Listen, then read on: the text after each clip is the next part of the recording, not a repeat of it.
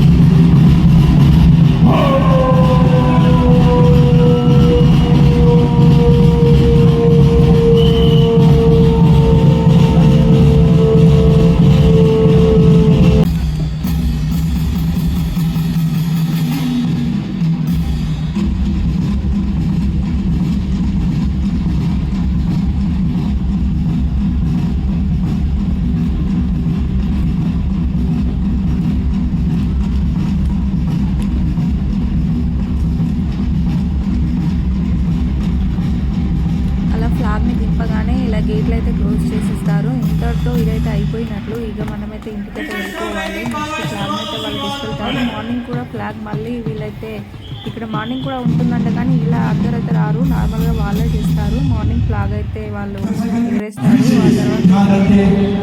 ఆ తర్వాత అయిపోయింది అప్పటికి, కానీ 7 అవుతుంది. అయినా కూడా పంజాబ్లో అయితే తొందరగా చీకటి పడదు. ఇంకా నెక్స్ట్ అయితే మేము బయటకైతే వెళ్ళిపోయాం. మీరు కూడా తప్పకుండా బాగా బార్డర్ వెళ్ళండి. వెళ్ళి అక్కడైతే ఎలా ఉంటుందో ఒకసారి చూడండి, చాలా బాగుంటుంది. సబ్స్క్రైబ్ చేయండి, లైక్ చేయండి వీడియో నచ్చితే. Bye bye.